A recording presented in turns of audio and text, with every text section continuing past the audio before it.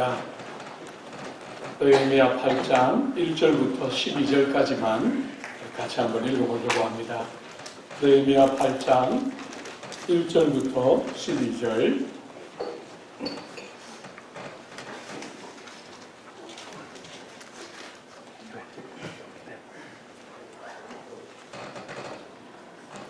한 절씩 교독해 볼까요?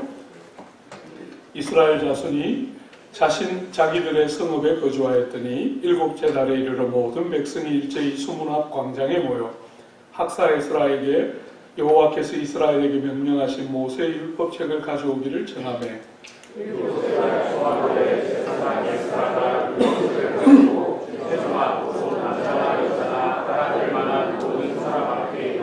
수문앞 광장에서 새벽부터 종호까지 남자나 여자나 알아들을 만한 모든 사람들 앞에서 읽음에 뭇 백성이 그 율법책에 귀를 기울였는데 그때 학사에스라가 그의 지은 나무 한간에 서고 그의 곁 오른쪽에서 나는 안티자와 스마와 아나야와 유리야와 게하와 마하야와 그의 뒤를 드러나는 유다야와 이스라엘과 아레리야와 하스마와 사사야와 스가랴와 스가랴 에스라가 모든 백성 위에 서서 그들 목전에 책을 펴니 책을 펼 때에 모든 백성이 일어서니라. 에스라가 그리하신 하나님 여호와를 칭찬하되 모든 백성이 손을 들고 아멘 아멘 하고 응답하고 몸을 굽혀 저를 찬양하고 여호와께 경배하니라. 예수아와 바니와 세레베아와 야민과 악굴과 사브데와 호디야와 마아세야와 그리다와 아사랴와 요사박과 하난과 블라야와 레위 사람들은 백성이 제자리에 서 있는 동안 그들에게 율법을 깨닫게 하였는데 하나님의 율법책을 낭독하고 그 뜻을 살아여 백성에게 낭독하는 것을 다 깨닫게 하니 백성이 율법의 말씀을 듣고 다 우는지라. 총독 느헤미야와 제사장 겸 학사 에스라와 백성을 가르치는 레위 사람들이 모든 백성에게 이르기를 오늘은 너희 하나님 여호와의 성일이니 슬퍼하지 말며 울지 말라 하고 너희는 가서 살신 것을 먹고 한가슴을 가되 주의하지 못한 자에게는 나누어주라. 이나 유비들의 성일이 음식만 하니라. 여호와 너희가 거부하는 것이 너희의 얘기니라 하고 너희 사람들도 모든 백성을 정숙하게 하여 이르기를 오늘은 성일이니 마땅히 조용하고 근심하지 말라 하니 모든 백성이 꼭 가서 먹고 마시며 나누어주고 크게 즐거워하니 이는 그들이 그 이루어 들려주는 날을 밝히 압니다. 아멘. 여러분, 우리가 이 느헤미야서 상대적으로 시간적인 갭이 굉장히 많지 않습니까? 그렇지만 이 느헤미야서가 오늘도 우리에게 여전히 소중하고 귀한 것은 느헤미야 이후에 약 400년의 영적인 침묵기가 있습니다. 구주가 다시 이 땅에 오시기 전까지 혹은 세례 요한이 등장해서 하나님의 계시의 말씀을 선포하기 전까지 400년의 침묵이 흐르게 됩니다. 그 400년의 침묵을 믿음으로 견디게 만들었던 시기가 어떤 면에서 이 느헤미야의 부흥이다, 이렇게 보면 됩니다. 영적인 부흥을 거쳐서 그 400년의 침묵의 질고와 고통을 견뎌내고 마침내 구주가 이 땅에 임하시는 그 영광을 준비하게 하는 것이죠. 그죠? 그런 면에서 참 귀한 부흥입니다.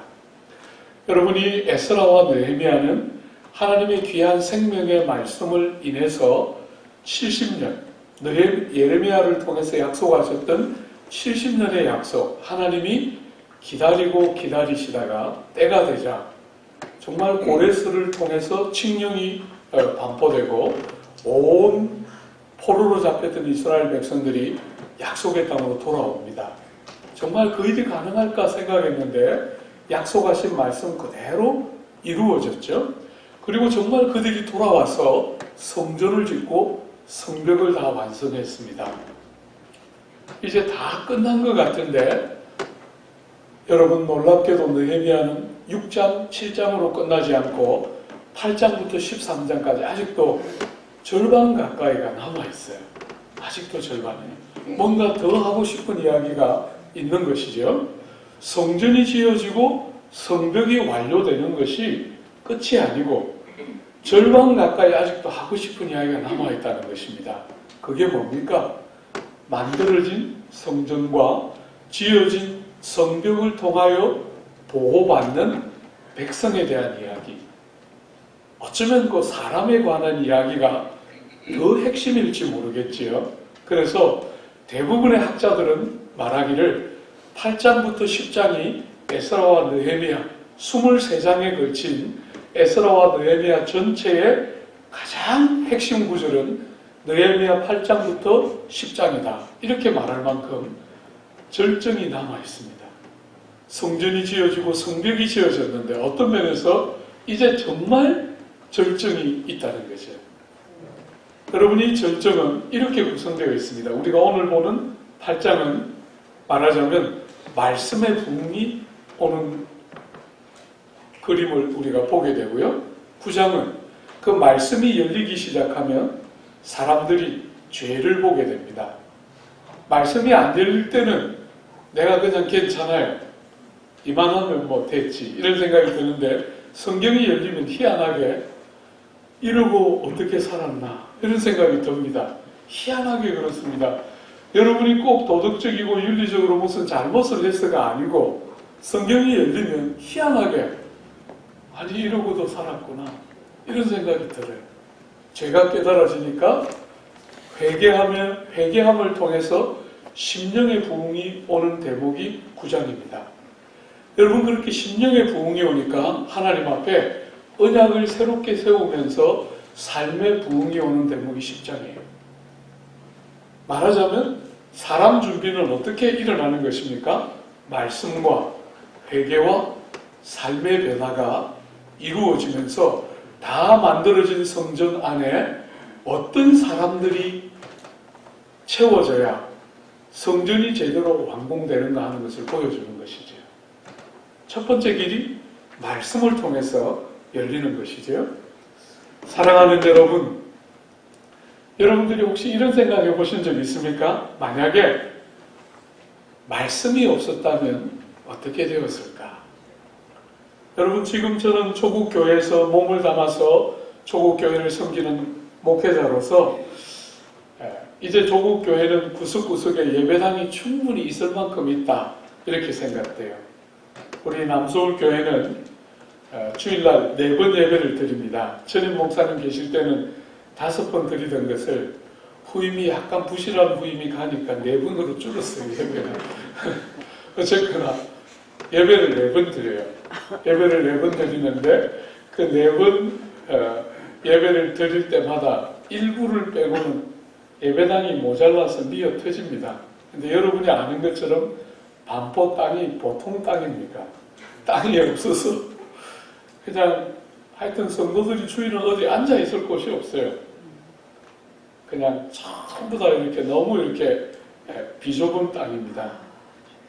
여러분, 거기에 우리 교회 바로 옆에 우체국이 조그마한 우체국이 붙어 있는데 한 200평 되는 땅이 최근에 이제 우리 교회하고 교환이 성사가 됐어요. 아직 계약서는 못 썼지만 우정청에서 공식적으로 허락이 나서 이제 땅을 바꾸기로, 우리가 이제 다른 쪽에 땅을 갖고 있는데 그 땅하고 이 땅하고 바꾸기로 결의가 됐어요.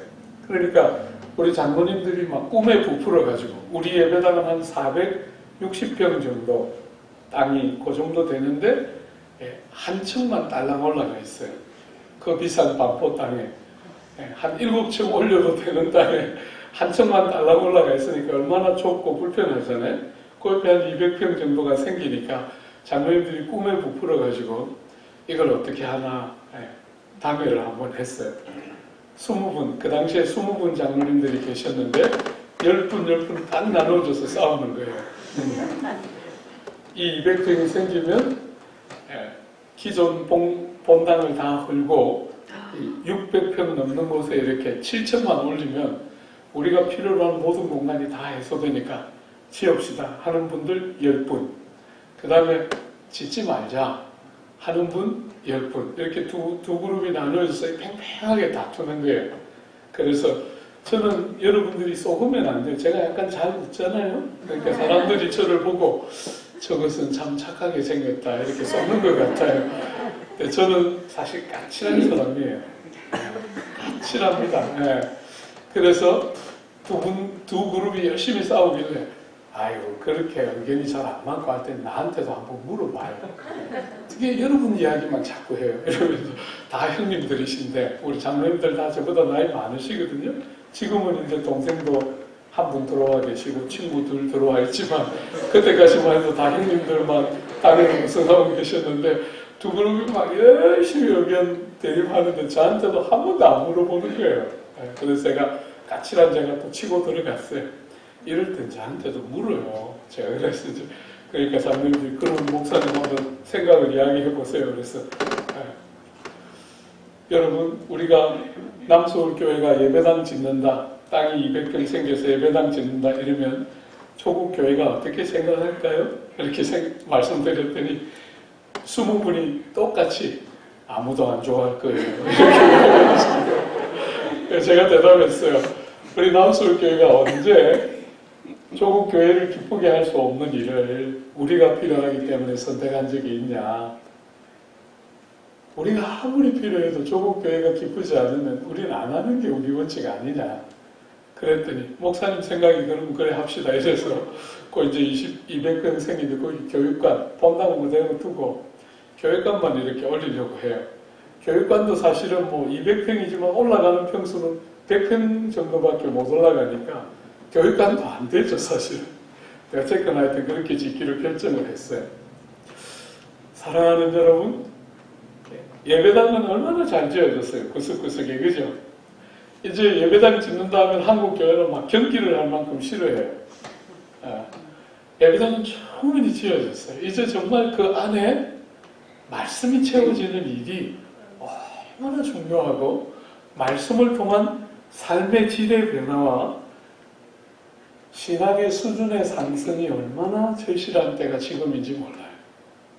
그죠? 조국 교회가 지금 조국 사회로부터 당하고 있는 이 모든 아픔은 우리를 향한 한 가지의 메시지를 저는 갖고 있다고 생각해요. 이제 정말 예배당을 채우고 있는 사람들의 질의 변화, 말씀에 순종하고 말씀에 능수능란한 백성들이 모여서 신앙의 수준들이 샤머니즘처럼 일반 세상의 종교처럼 그런 종교와 다른 기독교가 가지고 있는 그 독특한 아름다움들이 묻어나는 일이야말로 조국 사회가 조국 교회를 향한 요청의 핵심이라고 저는 봐요. 말씀의 부흥은 시대적인 핵심적인 요청 중에 하나다. 이렇게 보고 있어요. 말씀이 없었으면 어떤 일이 일어났을까요?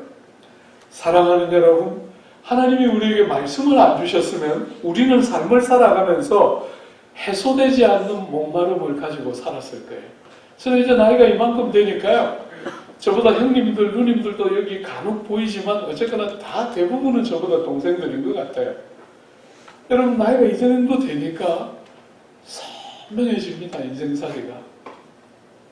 옛날에는 돈도 좀 있었으면 명예도 좀 있었으면 좀 유능하기도 했으면 온갖 생각을 다 했지만 지금은 이만큼 지나고 나니까 그런 거 다 헛개비라는 게 보여요.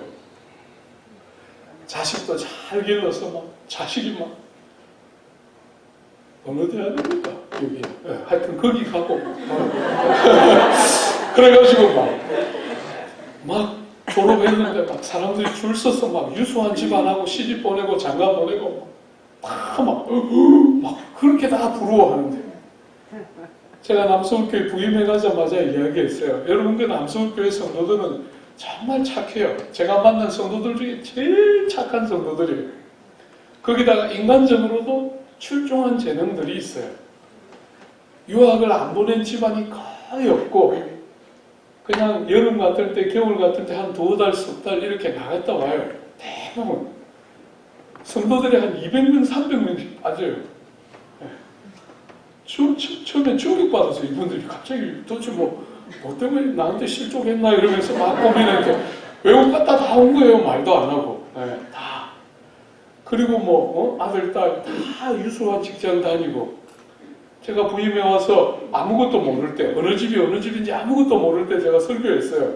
그렇게 아들 여러분 공부 잘해가지고 다 유수한 대학 다 나오고, 거기다 모자라서 여러분 자녀들까지 다 좋은 대학 나오고, 또 외국 유학 다 가고, 그것도 모자라서 좋은 직장 다 얻고, 그것도 모자라서 좋은 집안들 만나서 다 사돈 맺고, 제가 그래서 그렇게 다 말하고 물었어요. 그러니까 줬을까? 제가 이렇게 약간 갈구었어요. 뭐 아무것도 아직 쌓인 게 없을 때니까. 그죠? 여러분, 제가 사실 남서울교회를 부임해 갈 때 약간 순교하는 심정으로 갔어요. 별로 안 가고 싶은 강남에 있는 교회를 왜 제가 가겠어요? 정말 안 가고 싶은 그 심정으로 억지로 진짜 주인의 오더가 떨어졌다고 느끼고 그냥 억지로 그 길을 갔는데, 그 설교 마치고 권사님 두 분 제 방에 찾아왔어요. 60이 조금 넘으신 권사님 두 분이 오셔서 정말 닭똥같이 눈물을 흘리시면서 목사님 왜 이제 왔어요? 내가 자식들 키울 때 그 말씀 하셔야 될 거 아니에요? 저는 그 두 분의 그 눈물이 제 마음을 정말 얼마나 위로해 줬는지 몰라요. 내가 왜 이 교회를 와야 되는지, 왜 제가 그 자식 같은 그 교회를, 이전 교회를 두고 이 교회를 와야 되는지 저는 이해할 수가 없었어요. 선보는 설교도 하나 안 하고 이력서도 안 냈는데 그것을 오라는 거예요, 그 교회가. 그렇게 뭐 목사 뽑습니다 이러면 막 지원서가 수백 통 날라갈 그 교회가 저같이 이름도 없고 얼마나 촌티가 나요. 네. 시골에서 왔어요. 이게 딱 표가 안 납니까? 그죠? 그런 사람을 그냥 자기들이 데려가겠다는 거예요. 그래서 나는 싫다 이러고 버텼는데, 하여튼 버티다 갔는데 그 두 분이 그냥 와서 그렇게 우는 거예요. 목사님 말씀처럼 아무것도 아니었어요. 자녀들이 30대가 되고 40대가 됐는데 교회 안 오는 거예요. 세상에서 다 잘 나가고 전부 다 정말 내놔서 손색 없는 자리에 있지만 예수 믿는 맛을 모르는 거예요. 그렇게 우시는 거예요. 제가 많은 위로가 있었어요. 아, 조국교회 한쪽 구퉁이에 이런 분들이 나오기 시작하는구나. 이게 뭔지를 아는 사람들이 나오는구나.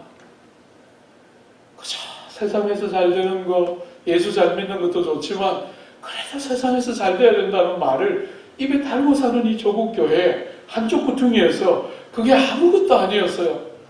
진짜 중요한 게 뭔지 이제 알았어요 라고 말하는 사람들이 비록 경험적으로 돌이킬 수 없는 시기이긴 하지만 그래도 한쪽 구퉁이에서 나온다는 게 너무너무 위로가 됐어요.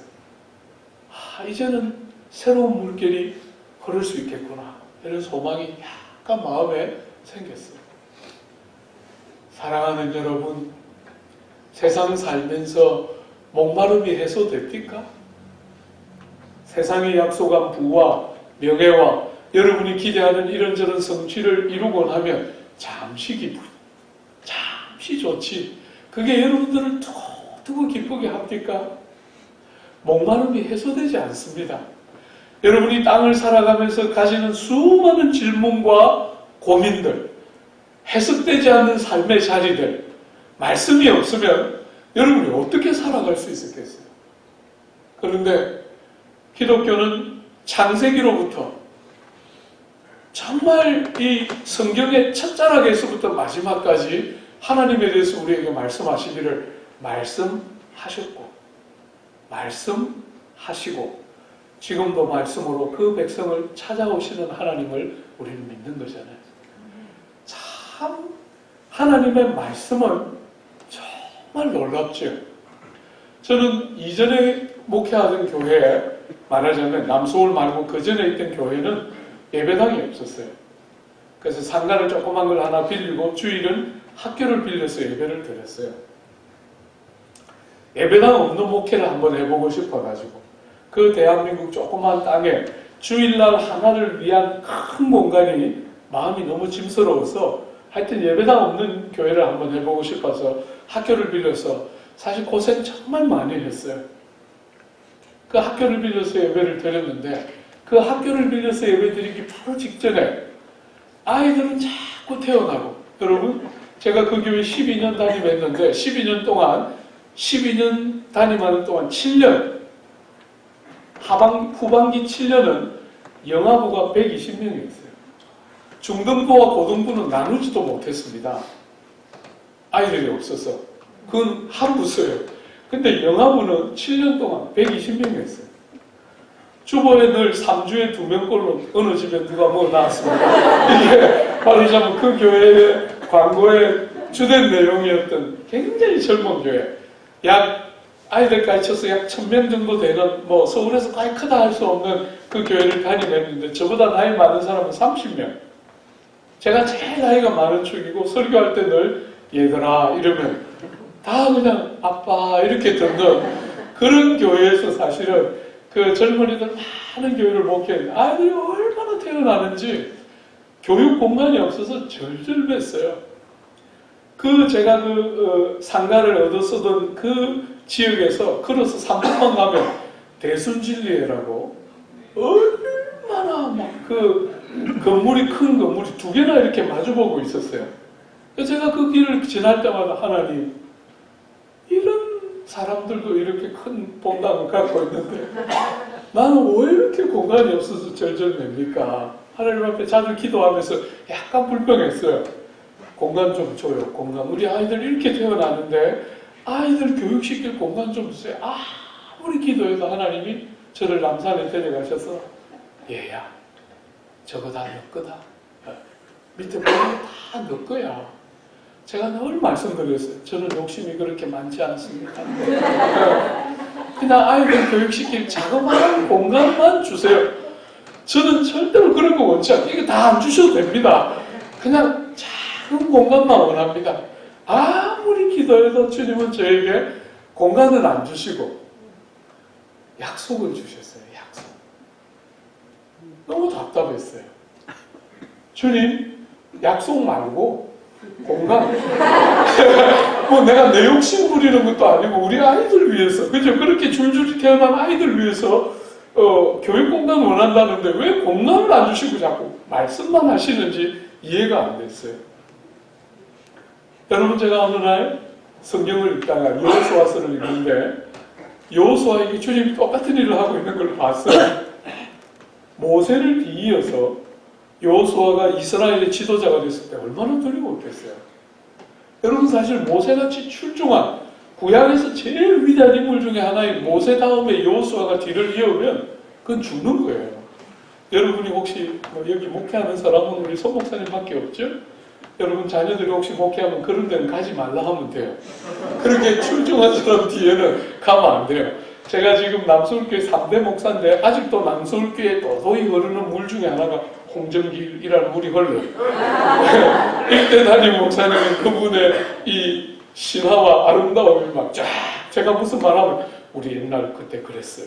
할 말이 없어요. 그냥 전부 글로 흘러요. 저는 그래도 3대니까 2대는 정말 죽어났을 거예요. 제가 3대니까 저는 약간 피해 있어요. 그래서 좀 안전하죠. 어쨌든 정길이 형님 흉을 봐도 사람들이 아유 귀엽다 했어 이러면서 지나가는데 2대는 거의 죽었을 거예요. 여러분, 출중한 사람 뒤에 가면 뼈도 못 추려요. 근데 모세 뒤에 여호수아, 상상이 됩니까? 아무도 몰라요. 안 당해본 사람은. 그냥 사람들은 다 교회, 좋은 교회 갔다 이렇게 생각하지, 가보면 죽습니다. 그런 교회는 가면 2대가 죽어나는 거예요. 1대가 출중하면. 여러분, 모세 뒤에 여호수아가 갔으니 얼마나 힘들었겠어요. 그런데 하나님이 그 여호수아에게 그대로 1장 보면 두려워하지 마라, 두려워하지 마라 말씀만 하세요. 저 같았으면 주머니 3개 줬을 거예요. 네가 어려움을 당할 때 빨간 주머니, 파란 주머니, 까만 주머니. 네가 사람의 어려움을 당할 때는 까만 주머니, 환경의 어려움을 당할 때는 빨간 주머니, 네가 이런저런 다른 어려움을 당할 때는 파란 주머니. 언제든지 열어보면 된다. 저는 그렇게 했을 거예요. 제가 하나님이었으면. 주님은 놀랍게도 그렇게 안 하세요. 우리가 다 원하는 손에 잡히는 거, 눈에 보이는 거, 그죠? 우린 다 그런 거 원하잖아요. 말씀 말고, 약속 말고, 주님 구체적으로 좀 해주세요. 늘 우리는 그런 걸 원하는데, 현찰을 원하는데 주님은 현찰을 안 주시고 자꾸 약속음을 발행하세요. 너무 안타깝죠, 그죠? 여러분, 그 말씀을 묵상하고 있을 때 깨달음이 왔어요.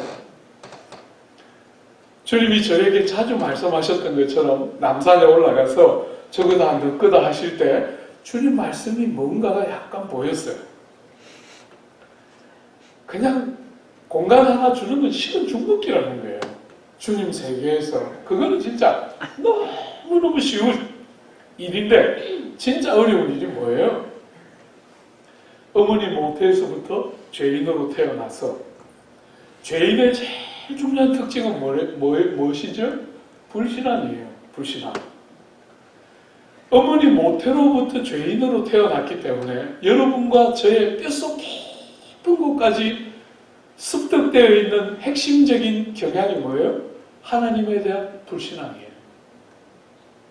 하나님을 신뢰하는 삶의 어떤 순간에 어떤 자리에서도 말씀 하나 딱 의지하고 하나님을 신뢰하는 그 여러분의 그 믿음의 근육을 연단시키는 것은 죽기만큼 어려운 거예요.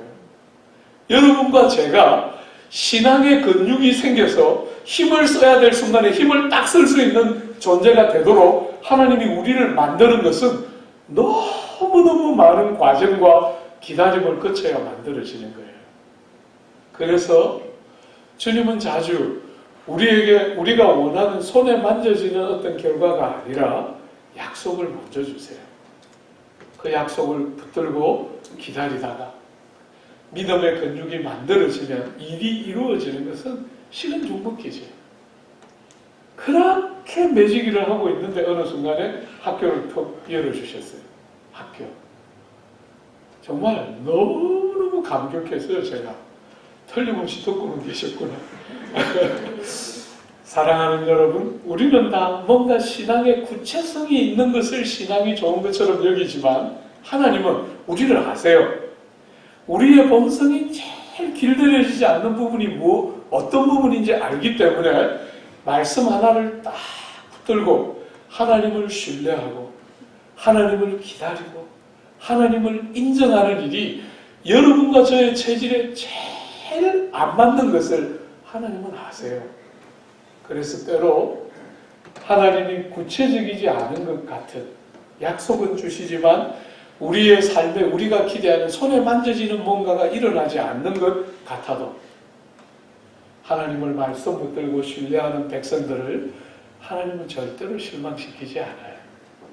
말씀하시고 우리의 작은 탄식에도 반응하시고 당신의 때에 틀림없이 우리에게 응답하시죠. 그죠? 하나님은 말씀으로 그 백성을 찾아오시고 그 백성이 말씀 중에 눈이 열려서 보이고 해석되면 어떤 어려움도 다 이겨내게 돼요. 하나님의 백성들은 문제가 없어서 혹은 문제가 쉬워서 이기는 게 아니에요. 하나님의 백성들은 자주 우리가 감당하기 어려운 문제들을 만나게 돼요. 우리가 해석되지 않는 삶의 순간을 경험하게 됩니다. 그럴 때 하나님이 그 해석되지 않는 삶의 자리에 서서 해석되지 않기 때문에 하나님을 신뢰하는 믿음의 근육을 연단시켜냅니다. 그죠? 여러분 신명기에 보면 독수리가 그 새끼를 훈련시키는 대목을 하나님이 자기 백성을 훈련시키는 대목에다가 비유했어요. 독수리가 새끼를 어떻게 훈련시키죠? 높은 하늘에 날개에 어린 새끼를 싣고 높은 하늘에 올라가서 떨어뜨려요. 그러면 독수리 새끼는 죽는다고 날개짓을 하지 않습니까? 떨어질 때쯤 되면 날개로 받아서 다시 올라가요. 여러분 독수리가 그렇게 정말 창공을 쏜살같이 날아가고 그렇게 탁월한 비행 능력을 갖게 되는 것은 어려서부터 독수리같이 키우는 거예요. 여러분과 저는 병아리가 아니에요. 병아리는 그렇게 안 키웁니다. 그냥 엄마가 날개 그늘 밑에 이렇게 모아서 따닥따닥하고 키우지만 여러분과 저는 독수리 새끼예요. 하나님께서 때로 우리를 창공 높은 데 데려가서 떨어뜨리시고 해석되지 않는 삶의 순간을 경험할 때 여러분과 제가 뭘 배워야 합니까? 말씀 붙들고 하나님을 인정하는 것을 배워야 해요. 우리는 하나님을 보좌에서 끄집어 내리고 우리가 하나님 노릇하고 싶었어요. 하나님을 범사에 인정하면서 하나님의 왕되심 안에서 통치권을 행사하도록 우리가 부름받은 자였는데 그 존귀와 영광을 다 받고도 하나님 자체를 부정하면서 우리가 하나님처럼 되고 싶어 하면서 죄지었던 자들이 여러분과 저예요.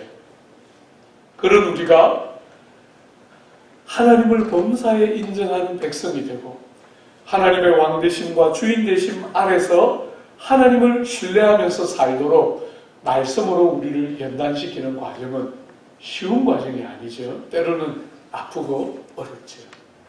그러나 실패함이 없이 우리를 그렇게 빚어내고 마는 것이죠. 사랑하는 여러분, 오늘 이 말씀의 부흥을 경험하는 이 느헤미야 시대의 이스라엘 백성들을 보면서 말씀의 부흥이 어떤 길을 통해서 왔는가? 말씀의 부흥이 너무너무 필요하다는 것을 모두가 절감하고 있지만 어떤 길을 통해서 이 말씀의 부흥이 왔는가? 몇 가지만 생각해 보려고 해요. 첫 번째로 여러분 읽었던 8장 1절 한번 보세요. 8장 1절에 보면 여러분 지금까지 느헤미야를 여러분들이 읽어보신 분들은 알겠지만 지금까지 느헤미야서의 주도적인 인물이 누구였어요? 느헤미야였어요. 7장까지는 모든 주어가 대부분 느헤미야였어요. 근데 지금 8장에 딱 오면 주인공이 바뀌고 있어요. 누구죠? 에스라가 등장해요.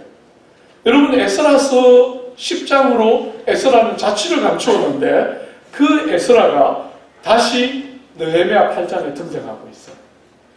그것은 여러분들이 잘 알아 눈치 있게 잘 읽은 것이지만 그러나 더 중요한 것을 하나 아직도 빠뜨리고 있어요. 여러분 주어가 누구이지요? 다시 한번 보십시오. 1절에 주어가 누구입니까? 에스라가 주어가 아니고 이스라엘 백성이 이스라엘 자손이 주어예요.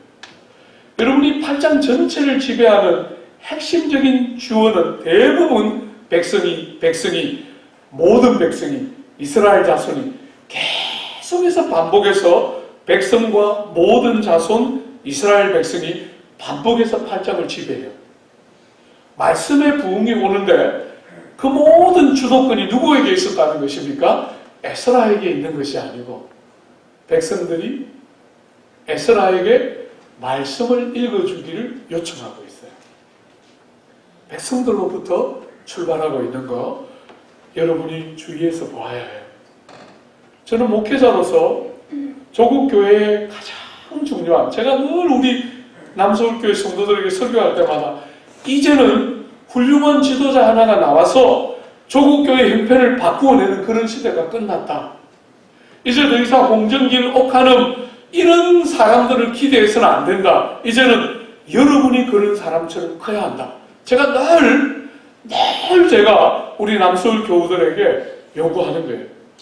조국교회 성도들은 아직도 훌륭한 목회자를 자꾸 찾아서 다녀요.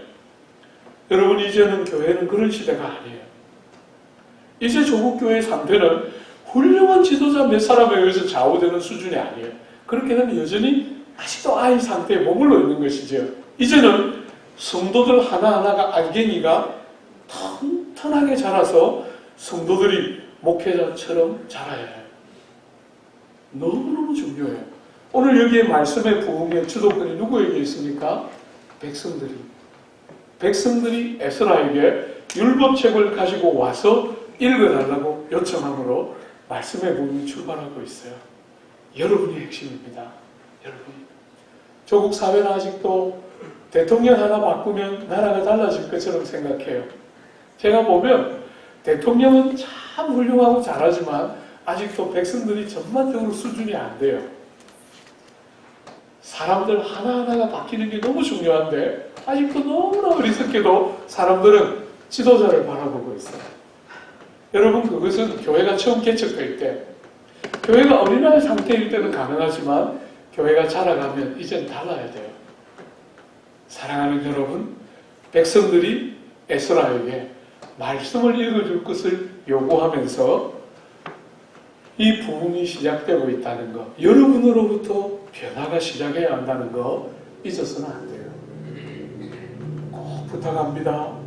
여러분이 해야 하는 일이에요.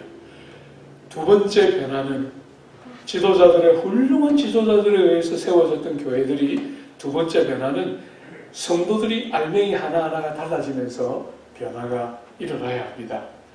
여러분, 오늘 이 8장 전체를 지배하고 있는 핵심 단어 중에 하나가 백성이라면 또 하나는 율법이에요. 율법. 여러분이 1절에 한 번만 다시 보세요. 학사 에스라에게 하반절에 보면 여호와께서 이스라엘에게 명령하신 모세의 율법책을 가져오기를 청하였습니다. 백성들이, 그죠? 에스라에게 모세의 율법책을 가져오라고 청했어요. 여러분 한번 잘 보십시오. 포로에서부터 돌아온 이스라엘 백성들이 무엇을 듣기를 원했습니까? 모세의 율법책을 듣기를 원했어요. 그들의 시대에 맞는 그들의 이야기 아닙니다. 잘 기억하십시오. 모세를 통해서 주었던 그 시절부터 언약 백성들의 삶을 다스렸던 그 말씀 듣고 싶어 했다는 거예요. 오늘 현대인들의 가장 큰 오류는 자기들 시대에 자기들만을 위한 말씀이 있는 것처럼 여겨요. 해안에 새 것은 없습니다. 그 시절에 모세를 통해서 주신 모든 시대에 하나님의 사람들이 들었던 그 말씀 가지고 와서 읽어 들려주기를 요청하고 있어요. 하나님의 말씀은 그때나 지금이나 똑같아요. 여러분, 제가 영국에 공부하러 가서 청교도 공부를 했는데요. 1500년대 사람들입니다. 정말 그분들의 책을 읽을 때마다 마음이 감동이 왔어요. 마음의 감동이. 600년을 기억하고 있습니다. 무려 500년 이상의 세월을 기억하고 있고, 거기다가 그분들은 영국이고 저는 한국이에요. 문화가 얼마나 다릅니까? 그런데도 그분들의 글을 읽을 때마다 마음에 감동이 있었어요. 그 성경입니다. 사랑하는 여러분, 청교도들이 절겨 들었던 그 귀한 말씀, 초대교회 성도들이 그 절겨 듣던 그 귀한 말씀, 여러분과 저도 그 말씀 듣는 거예요. 현대인들은 너무 교만해요. 자기들을 위한 때에 맞는 말씀이 있는 거라고 자꾸 생각해요. 그 말씀이 들려질 때 우리의 때에 맞는 말씀이 들려지는 것이지 우리를 위한 성경이 필요한 것이 아닙니다. 그런 현대인들의 이 오만함이 말씀을 듣는 자세를 무너뜨리는 것이에요. 말씀은 그때나 지금이나 동일하게 영광스럽고 역사하는 권능을 갖고 있어요. 모든 시대 하나님의 백성들은 동일한 교회를 구성합니다. 그들이나 저희나. 여러분, 제가 영국 처음 유학 갔을 때 어쩌면 여러분들이 경험했던 거하고 똑같은 경험 저도 했어요. 영어를 20년 읽었는데, 그죠? 왔는데 말 한마디가 안 됐어. 이렇게 잘 웃는 제가 무슨 말을 할 때마다 인상을 썼어요. 아내가 당신 지금 인상이 바뀌고 있는 거 알아? 이렇게 말할 만큼 말이 안 되니까 얼마나 스트레스가 많은지, 수업을 마치고 돌아오면 막 긴장이 확 풀리면서 남들이 웃는데 제가 못 웃는 그 외로움. 이게 정말 그렇게 막 스트레스 막 받다가 이 영어가 안 돼서 얼마나 힘들었는데도 여러분, 그 시절에도 성도의 교제가 되는 것을 느꼈어요.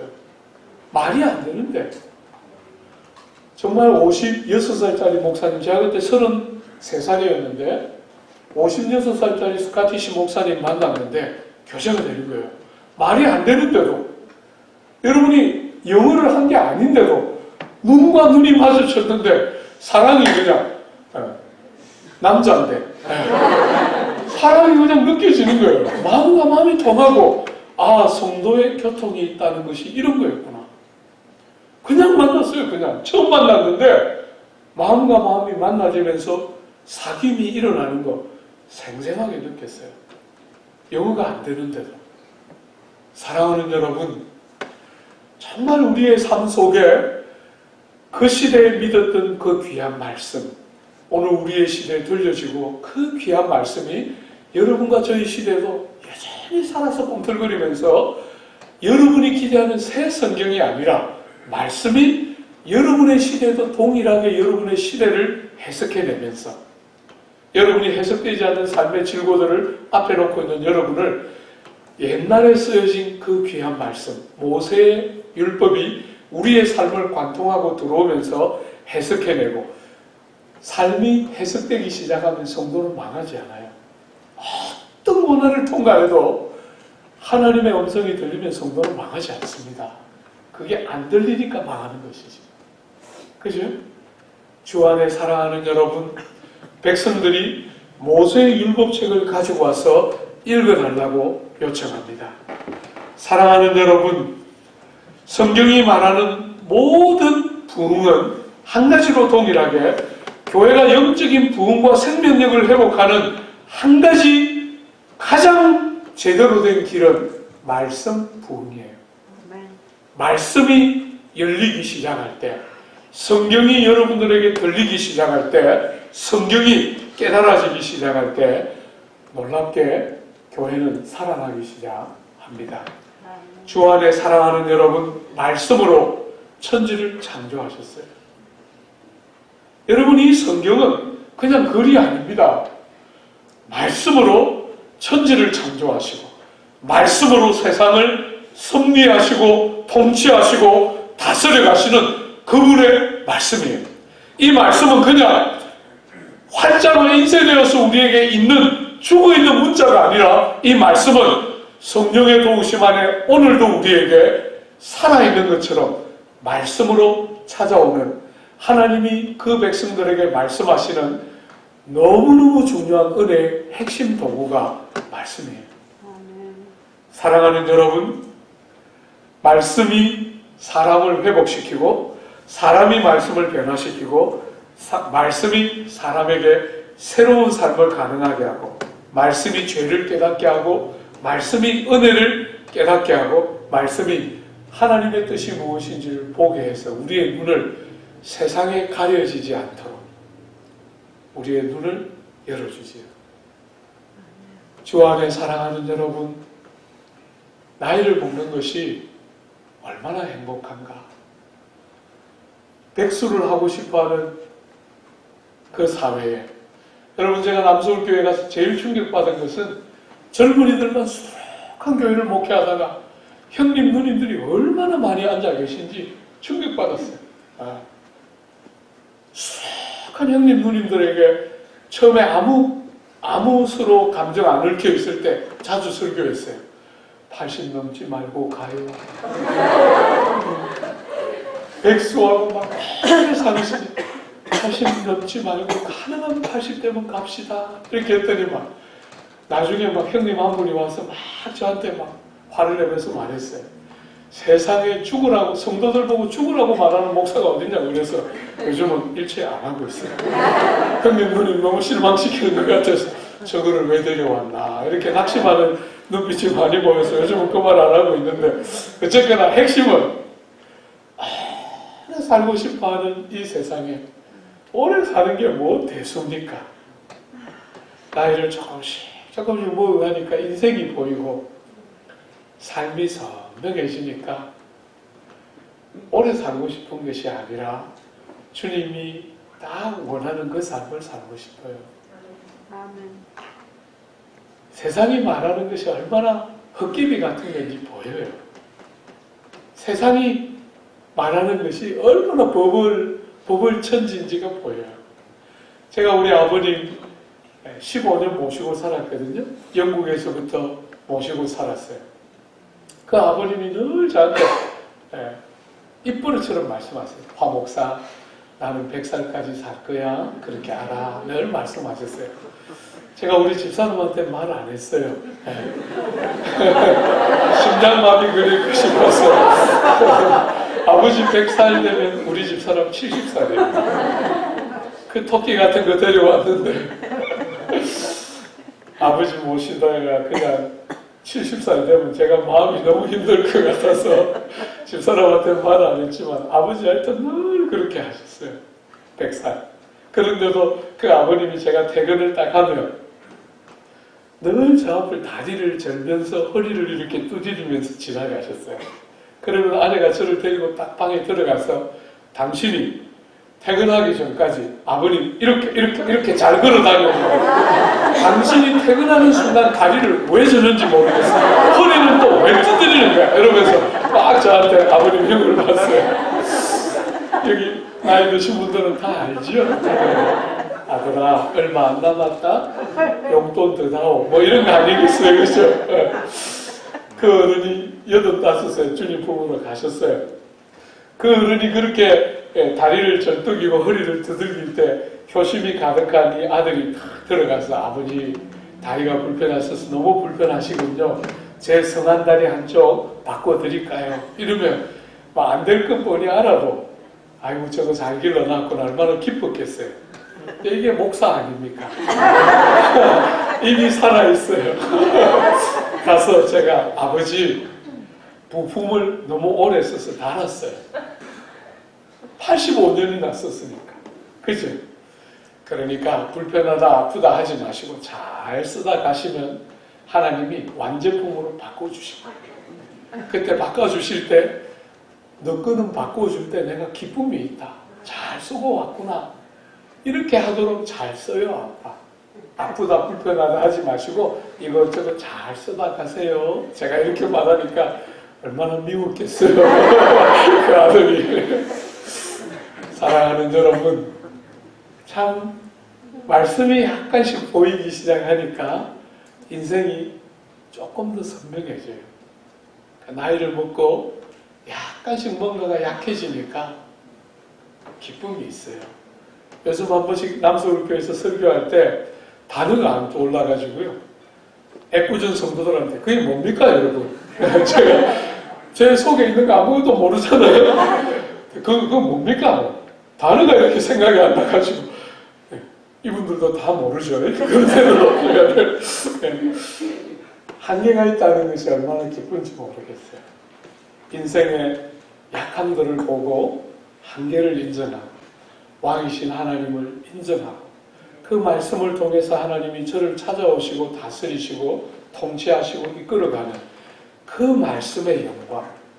사랑하는 여러분, 저는 여러분들의 공동체에 두 손목사님, 아들과 아버지가 아닌데도 성이 같은 두 손목사님을 모시고 있어서 여러분이 얼마나 말씀의 풍성한 부여를 누려왔는지 제가 알아요.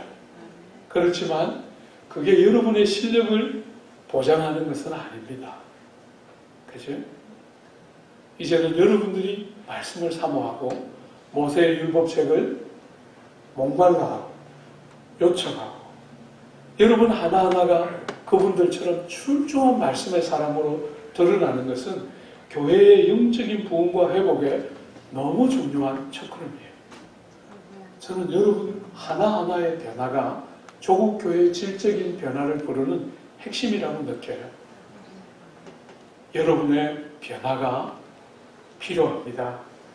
사랑하는 여러분, 이런 말씀을 오늘 백성들은 어떤 자세를 가지고 듣는지 한번 보세요. 에스라가 백성들의 요청을 따라 말씀을 가지고 왔지 않습니까? 가지고 와서 어떻게 듣는지 한번 보세요.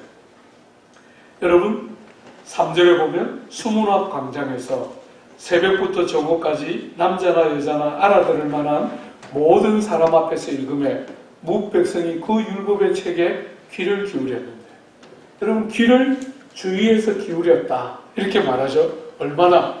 새벽부터 정오까지. 몇 시간입니까? 6시간. 제가 그 남서울교회로 이동이 될 때 우리 성도들, 기존에 있던 교회, 제자들 교회 성도들이 제일 좋아하는 것은 이제 긴 설교 끝이다 이러면서 좋아했습니다.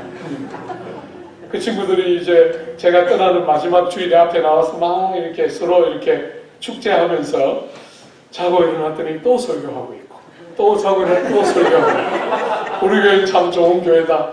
아무리 자도 결국 설교는 듣게 되는구나 이러면서 이제 그렇게 이제 아이들이 조크했는데 우리 집 사람이 나가서 이제 페어웰 하면서 여러분 여러분은 그렇게 기쁘지만 저를 불쌍히 여겨주십시오.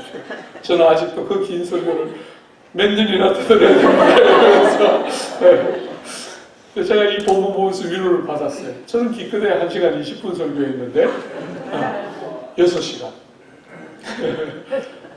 긴 시간을 말씀을 너무 목말라 하면서 귀를 기울여 듣고 있습니다. 그죠? 참 하나님의 이 귀한 말씀, 여러분 청교도의 글들을 읽어보면 그 설교가 얼마나 주옥 같은지요. 그 설교를 1시간에 했을 거라고 믿어지지가 않아요. 그 긴 설교, 그렇게 리턴 다운되어 있는 설교만 해도 상당한 분량인데 그들이 정말 2시간을 예사로 했을 거라고 저는 생각이 돼요. 여러분, 분량이 꼭 영성을 보장하는 거라고 절대로 생각하지 않지만, 사랑하는 여러분, 질만이 전부가 아니라 양이 질을 가져오는 것이지, 양이 없이 질적인 것이 가능합니까? 6시간을 말씀을 듣습니다. 사랑하는 여러분, 두 번째로 그 밑에 한번 4절 한번 보십시오. 4절에 학사 에스라가 특별히 지은 나무 강단에 서고 그의 그 오른쪽에 선장을 하고 6명의 이름이 쭉 나오죠. 그 다음에 그의 왼쪽에 선장을 하고 7명의 이름이 쭉 나옵니다. 여러분, 이 4절은 여러분이 그냥 딱 읽으면 잘 안 보이지만 주목해서 이 느헤미야서를 잘 읽어보면 느헤미야와 에스라서에는 제사장이나 레위 사람들을 말할 때는 언제나 제사장 혹은 레위 사람하고 표시를 해놨어요. 대부분의 본문이 그렇습니다. 여기 오늘 본문에 나오는 오른쪽에 있는 6사람과 왼쪽에 있는 7사람은 제사장이나 레위하고 표시를 안 했어요. 이 사람은 누구라는 거예요?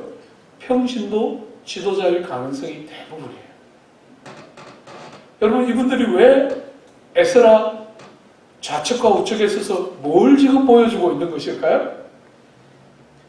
제사장도 아니고 레위 사람도 아닌 이들이 에스라 바로 옆에 오른쪽과 왼쪽에 있어서 뭘 말하고 싶었던 것일 것 같습니까? 우리가 에스라를 통하여 들려지는 하나님의 말씀, 에스라가 백성들과 함께 하고 싶어하는 것, 우리가 다 지지합니다 하는 것을 가시적으로 표현하고 있는 것이겠지요. 그죠? 여러분, 말씀 부흥이 오는 또 다른 중요한 자세, 그게 뭡니까? 더불어 함께입니다. 교회는 너무너무 놀라울 만큼 개체가 존재하지만 동시에 함께와 더불어요. 사랑하는 여러분, 절대로 미국 땅에 있으면서 미국의 나쁜 것을 배우면 안 됩니다.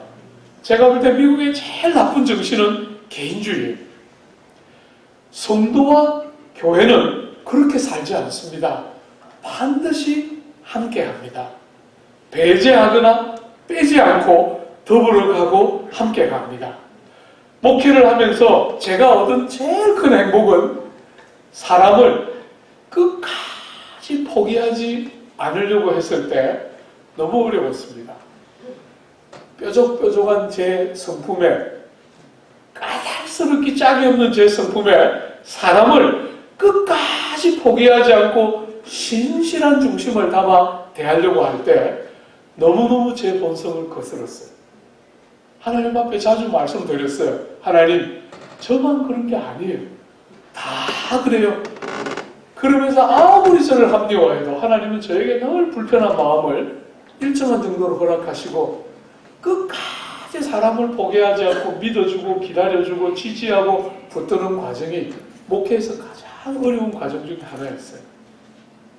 그렇지만 그렇게 누군가를 포기하지 않고 같이 가려고 했을 때 하나님은 저에게 하나님의 마음을 아는 굉장히 귀한 선물을 주셨어요. 사랑하는 여러분, 교회에 말씀이 흘러들어오는 귀중한 통로 중에 하나는 함께, 같이입니다. 교회의 가장 중요한, 세상에 있는 어떤 모임도 교회 공동체와 같은 공동체는 없어요. 세상에 있는 모든 모임은 동질성이 원칙이에요. 동질성. 그죠? 동창회. 같은 학교 아니면, 그죠? 동질성이 원칙이에요. 여러분의 종친회, 성씨가 같은 거. 그죠? 저는 이 화씨라는 게 얼마나 기쁜지 모르겠어요. 어쩌다가 어른들이 한 번씩 물어봐요. 본이 어디입니까? 제가 지체하지 않고 대답합니다. 아브라함 화씨입니다. 족보가 김씨, 이씨, 박씨가 아닌 것이 기쁩니다. 우리 집사람은 박씨입니다. 왕가의 자손이에요. 저는 아브라함의 후손입니다. 기쁨이 충만합니다.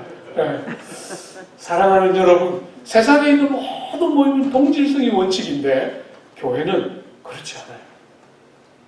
어떤 사람이든 하나님이 붙여주는 사람들을 내 몸의 한 부분처럼 아끼고 사랑해요.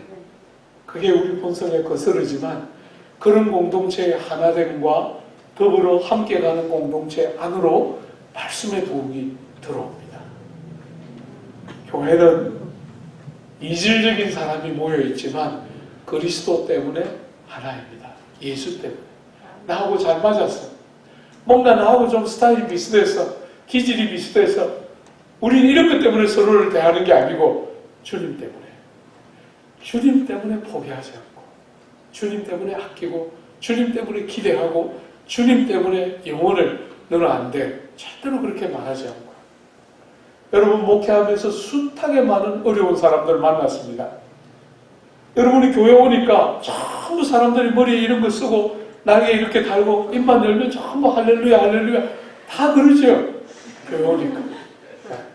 제가 어디 가서 이런 질문하면 다 지금 여러분이 보이는 것처럼 약간 어색함이 있어. 목사님 갑자기 왜 저러실까? 이런 약간 어색함이 있어. 다 있어요. 왜? 교회 와보니까 세상에 못된 놈들 다 모여있죠. 저런 것들을 왜 오나? 이런 사람도 교회에 와있지요. 죄인들을 위해서 이 땅에 오신, 불완전하고 병자들을 위해서 이 땅에 오신 구주의 공동체가 교회예요. 완전한 사람들이 모이는 공동체가 아닙니다. 그 수많은 상처와 아픔들을 가지고 있는 사람들이 모여서 함께 울고 함께 웃는 것을 배우는 너무 귀중한 세상에 어디에도 없는 공동체가 교회예요. 교회는 하나님께서 이 땅을 축복하는 가장 중요한 은혜의 도구가 교회입니다. 흔히 생각하는 것처럼 괜찮은 사람들이 모여서 아무 문제 없이 영향력 팡팡 행사하면서 그렇게 세상을 섬기는 공동체가 교회가 아니고 그건 교회가 아니에요.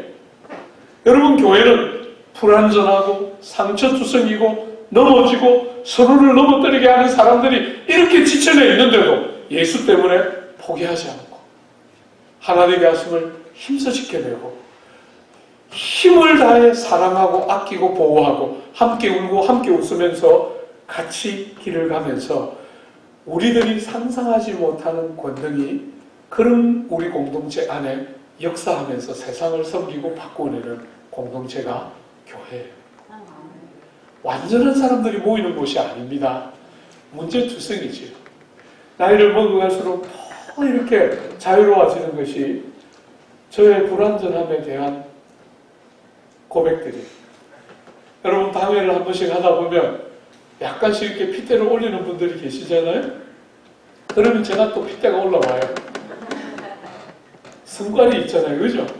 다 형님들인데. 장로님, 그냥 죄송합니다 이러면 될 텐데 왜 그렇게 말이 많아요? 죄송합니다 한번 해보세요. 그러니까 장로님들이 다 놀래가지고 교양과 품위로 이렇게 살아가는 그 훌륭한 분들이 막 담임 목사가 너무 무작하게 막 장로님 한번 해보세요 이런 갑자기 막 너무 놀래가지고 다 분위기가 막 싹 이렇게 싸늘해졌어요.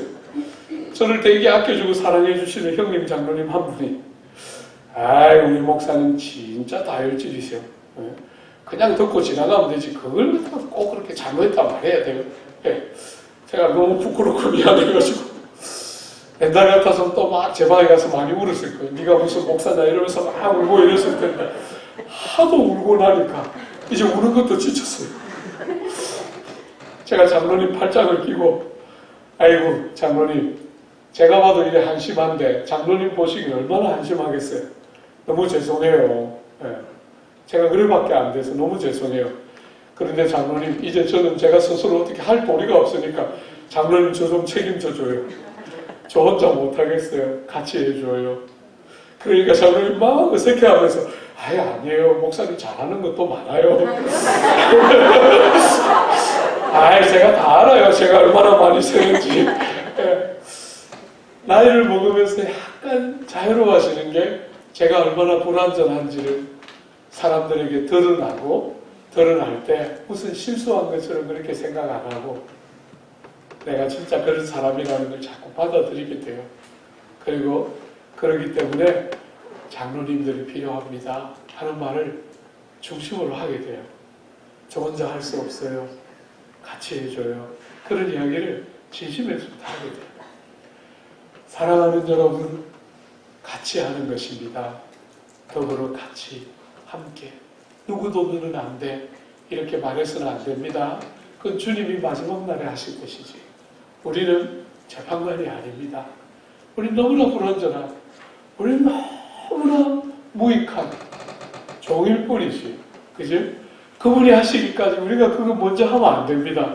우리는 인내하고 사랑하고 아끼고 믿어주고 지지하고 붙들어주고 포기하지 않고 어떤 사람이라도 아끼고 사랑하는 일에 우린 절대로 지치지 않고 같이 가는 거예요. 그 안에 역사가 임하는 것이죠.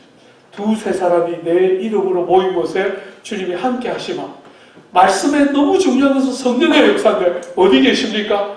같이 있는 곳에, 함께 있는 곳에 주님의 성령이 역사하고 일하면서 말씀의 부흥이 오는 것이죠. 시간이 많이 갔는데요. 조금만 서둘러서 몇 가지만 더 한번 볼까요? 여러분 한번 보십시오. 그 밑에 한번 보십시오. 5절에 에스라가 모든 백성 위에 서서 그들 목전에 책을 펴니 책을 펼 때 모든 백성이 어떻게 했습니까? 일어섰습니다. 왜 일어섰을까요? 왜 일어섰을까요? 말씀에 대한 공격. 앉아서 말씀을 들을 수 없다 하는 말씀에 대한 공격이 외적으로 표현되는 것이죠. 6절에 한번 보십시오. 에스라가 위대하신 하나님 여호와를 송축하며 모든 백성이 손을 들고 아멘 아멘 하고 응답하고 몸을 굽혀 얼굴을 땅에 대고 여호와께 경배하니라. 여러분, 말씀을 읽기 전에 에스라가 하나님 앞에 성경을 펴서 감사하는 말을 먼저 하자 백성들이 다 손을 들고 하나님 앞에서 손을 들었어요. 여러분, 손을 왜 들었습니까? 나는 의지할 데가 없는 자입니다. 하나님 한 분 외에 아무 힘도 의지가 없습니다. 하나님을 기대하고 고대하는 마음을 표현하는 것이죠. 그리고 고개를 땅에 숙여서 엎혀서 경배하고 엎드려서 경배합니다. 말씀만 들려주시기를. 하나님께서 우리같이 자격 없는 자들에게 말씀만 해주시면 복종하고 순종하겠습니다 하는 마음을 담아서 성경이 읽혀지기 전에 그렇게 반응하고 있죠. 여러분, 우리는 물리적으로 여러분이 설교를 들을 때 자리에서 일어날 필요는 없다고 생각해요. 여러분들이 물리적으로 이 의자에 앉아있다가 복도로 다 나와서 고개를 숙이고 손을 들고 꼭 그렇게 해야 된다고 저는 생각하지 않아요. 그러나 여러분의 중심은 정말 이렇게 될 필요가 있겠지요.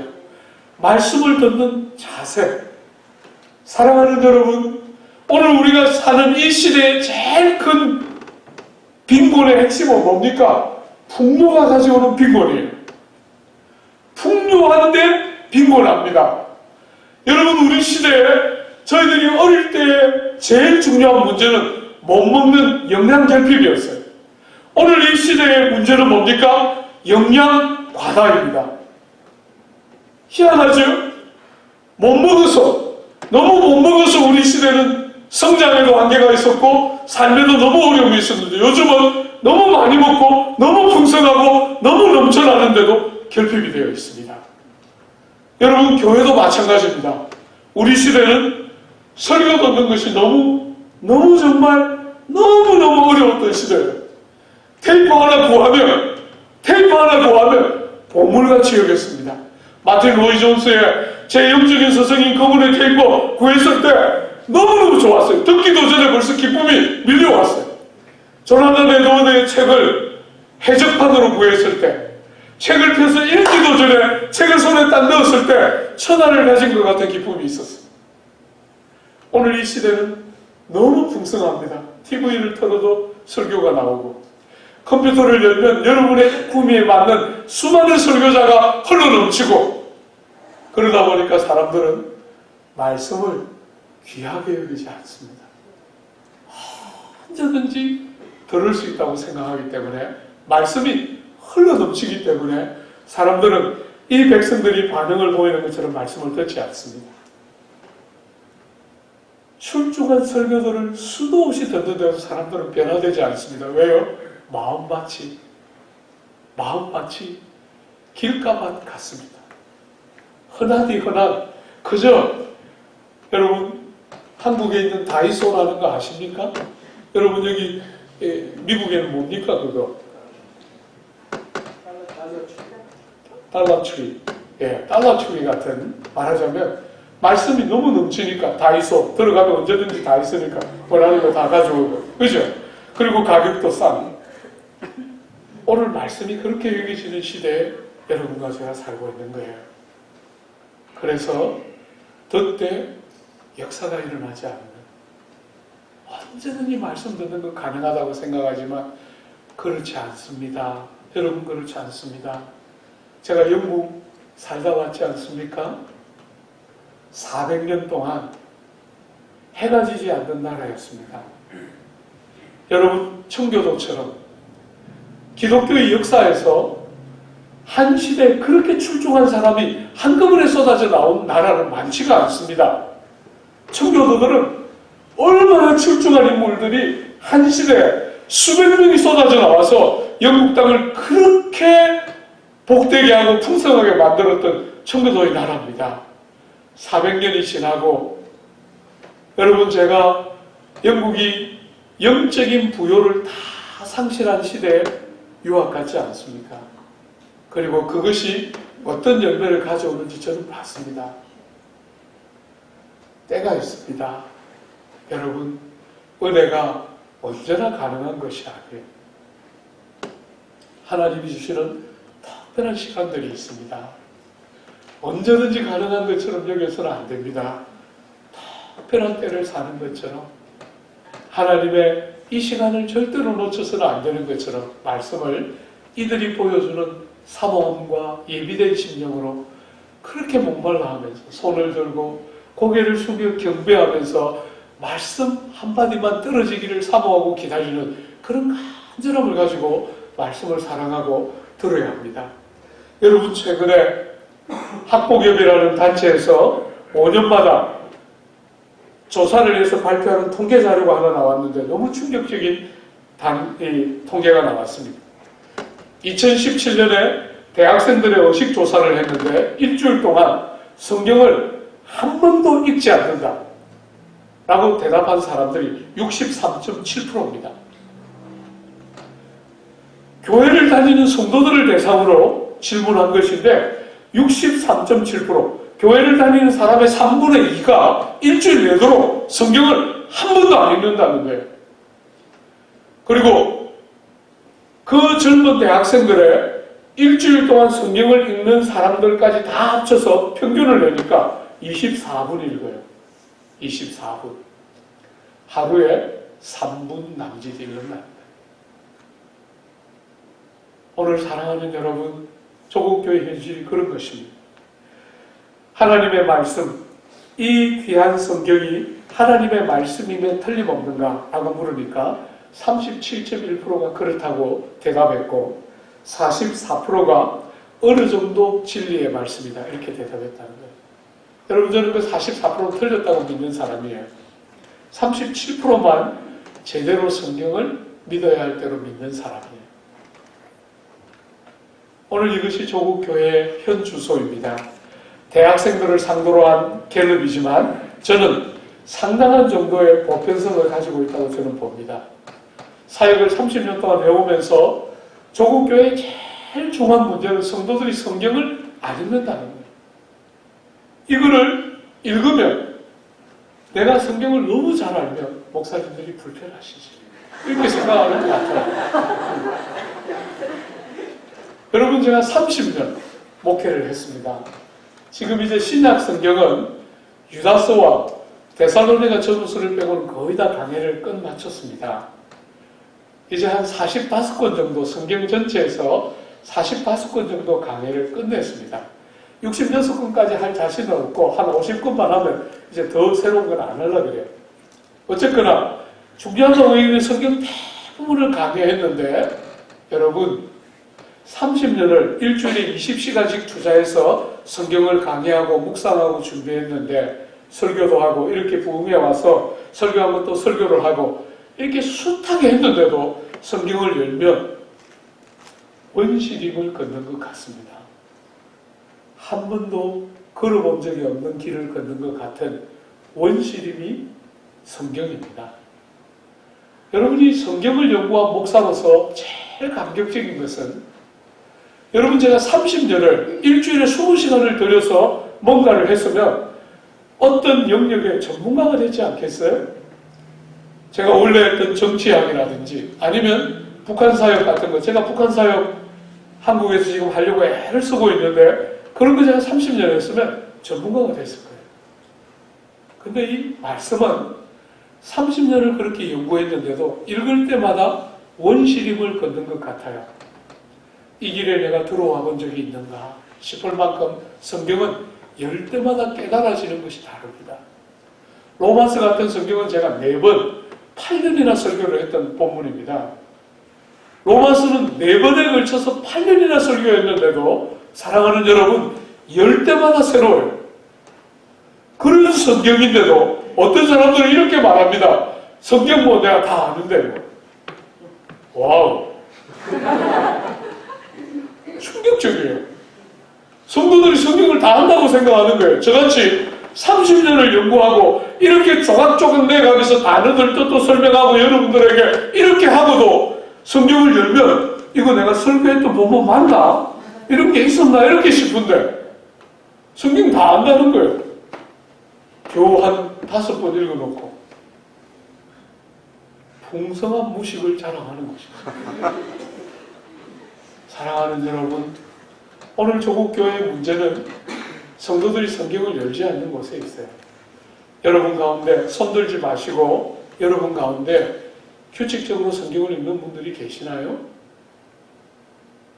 꾸준히 하루에 일정한 분량 이상을 여러분이 하루에 30분만 투자를 하면 여러분이 1년에 2번을 읽는 것은 문제가 안 됩니다. 제 생을 송두리째 바꿔놓은 핵심은 대학 시절에 은혜 받고 일주일에 2시간씩 성경을 꾸준히 읽었습니다. 정치 외교학 2시간씩 공부했던 것처럼 제가 그 정치 외교학의 전문가가 되는 것은 말할 것도 없지만 성경에도 전문가가 되어야만 성도다운 정치 외교학자가 될 거라고 믿었기 때문에 끝없이 성경 하루에 2시간씩 읽었어요. 대학을 졸업할 때까지 약 30독 정도 제가 했습니다. 그게 제 생애를 바꾸었어요. 가치관을 바꾸고 눈을 열었습니다. 사랑하는 여러분, 성경 읽기를 권면합니다. 플로리다에 계시면서 시간밖에 없는 여러분, 한국같이 바쁜 사회가 아닌 여기서 여유롭게 이렇게 햇볕도 이렇게 좋고 사랑하는 여러분, 성경으로 돌아가는 것은 모든 시대 부흥의 첫걸음이고 여러분이 성경을 여는 것이야말로 너무너무 중요한 핵심적인 부흥의 첫걸음입니다. 하나만 더 살펴볼까요? 여러분이 부흥이 오는 또 하나의 중요한 요소가 있습니다. 성경을 여는 자세, 그죠? 성경을 여는 자세가 이와 같았던 것이 너무너무 중요하지만 또 하나 한번 보십시오. 여러분이 본문에 여러 번 반복되고 있는 또 하나의 단어가 있습니다. 7절부터 한번 보십시오. 좀 기니까 다 빼고요. 7절 하반절에 이 모든 사람들의 이름이 쭉 나오는데 이 사람들은 레위 사람들입니다. 그죠? 레위 사람들은 백성이 제자리에 서 있는 동안 그들에게 율법을 어떻게 했습니까? 깨닫게 하였는데 8절에 한번 보십시오.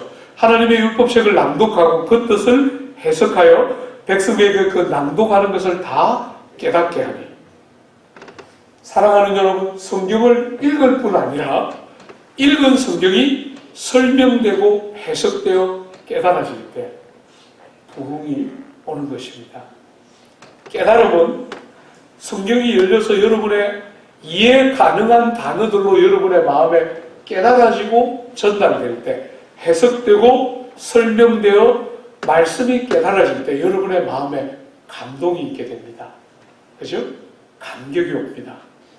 사랑하는 여러분, 설교자가 하는 제일 중요한 역할, 여러분들이 읽은 말씀을 그 시대의 이야기이기 때문에 여러분들에게 생소한 이야기들을 해석하고 설명해서 깨닫게 하는 것입니다. 성령님이 오셔서 하시는 제일 중요한 일이 뭐냐면 그 귀한 말씀을 그 시대의 이야기에 그치지 않고 여러분의 귓전에 지금 말씀하시는 것처럼 들려주는 것이 성령이 하시는 제일 중요한 역할이에요. 깨닫게 될 때 여러분과 저의 삶에 진실한 감동이 있고 감동이 있어야 변화가 옵니다. 오늘 사랑하는 여러분, 백성들이 말씀을 깨닫고 우리가 시간이 없어서 다 못 보는데 우니까 못 울게 합니다. 왜요? 이날은 나팔절이에요. 이스라엘이 가장 즐거워하면서 하나님께 새해를 낼 때 감격하며 즐거워하는 나팔절이기 때문에 오늘 울지 말라 이렇게 말하면서 이스라엘 백성들에게 여호와를 즐거워하는 게 너희의 힘이다 이렇게 말해요. 사랑하는 여러분, 땅을 사는 성도들의 힘은 어디로부터 옵니까? 희락과 기쁨이 없이는 삶이 안 사라집니다. 여러분이 아무리 성경이 가르치기 때문에 그렇게 살아야지 하고 결단해도 안 사라져요. 사람들은 깨달아서 결단만 하면 사라지는 존재가 아닙니다. 그 깨달아진 것이 희락과 기쁨을 더할 때 삶이 사라지게 됩니다. 기쁨은 삶을 살게 만드는 힘입니다. 근데 여러분, 기쁨이 어디로부터 옵니까?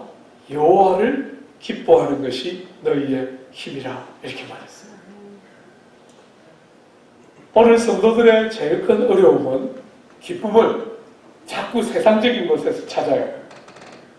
남편이 보너스를 좀 타왔다. 우리 자매들 부탁합니다. 남편 너무 그걸로 갈구지 마요. 많이 가져와도 소용없어요. 많이 쓰게 돼 있어요. 많이 가져오라 하지 마요. 주시는 대로 잘 만족하고, 그죠? 돈을 남편이 더 가져온다. 그게 기쁨이 안 됩니다.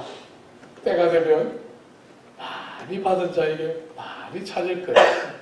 그게 핵심이 아니에요. 자식들이 여러분이 원하는 대로 커준다. 많은 젊은 자매들이 속습니다. 목사님, 우리 아이는 완전히 천재 같아요. 상상할 수 없는 단어를 아이들이 쏟아내니까 자매들은 자꾸 속습니다. 제가 보면 다리가 짧아서 안 되는데 발레 시키고 싶어. 제가 보면 이미 안 됩니다. 다리가 지금 그 자세가 안 나옵니다. 그런데도 이 엄마의 무한한 기대는 실망할 줄 모르고 계속 됩니다. 바이올린 제가 옥스포드 떠날 때 옥스포드에 있던 교우가 딸 데려와서 축하 연주를 해줬습니다. 그러면서 저보고 말했습니다. 조금 재능이 있는 것 같죠? 제가 말할 수 없었습니다. 저는 음악에 문외한이기도 하지만 재능이 있는 것 같지는 않습니다. 그런데도 하여튼 부모들은 그렇게 어리석습니다. 언제까지? 여러분 어른들이 늘 하는 말이 있습니다. 자식들 효도 언제까지 한다고요? 10살까지. 그 다음부터는 이제 몬스터입니다. 저걸 왜 낳았나? 창문을 열고 던졌어야 됩니다. 사랑하는 여러분, 땅에서 자꾸 다른 곳에서 기쁨을 찾는데 기쁨이 그런 것들은 잠시로 끝나는 것입니다. 아무리 잘 길러서 눈에 눈도 안 아픈 아들 간혹 실수로 생겨요. 간혹 진짜 돌연변이처럼 10살이 넘었는데도 말 잘 듣고 예쁜 것들 간혹 실수로 진짜 보너스 같이 하나씩 그냥 간혹 있지요. 여러분 그런 것들도 자매를 만나보십시오. 엄마 속을 다 찢어놓고야 말아요. 미리 내려놔요. 그런 것들 돌연변이들 좋아할 거 아무것도 없어요. 내려놓으십시오. 그거 자매를 만나는 순간 남의 식구입니다. 저거를 왜 내가 그 많은 수고를 하면서 길렀나? 우자식이 상관자다. 그러면서 마음 아파할 거예요. 사랑하는 여러분, 그런 모든 기쁨은 주님이 이 땅에 살아가는 동안 우리에게 보너스처럼 주신 거예요. 핵심이 아니에요. 핵심은 뭡니까? 여호와를 기뻐하는 것. 말씀으로 백성을 찾아오시는 주님을 즐거워하고 그 주님의 음성을 듣고 말씀하시는 주님과의 인격적인 사귐과 교통 안에 있는 그 주님을 좋아하고 즐거워하는 것. 그것이 우리의 힘이고 그 힘이 있을 때 다른 기쁨이 제자리를 차지하게 돼요.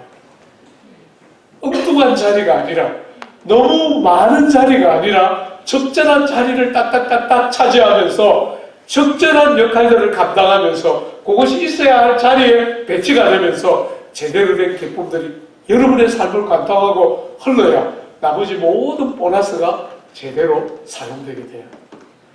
사랑하는 여러분, 개인수비를 4년 만에 왔는데 여러분들의 공동체 안에 말씀으로 여러분을 찾아오시는 하나님의 말씀의 부흥 있기를 축복합니다.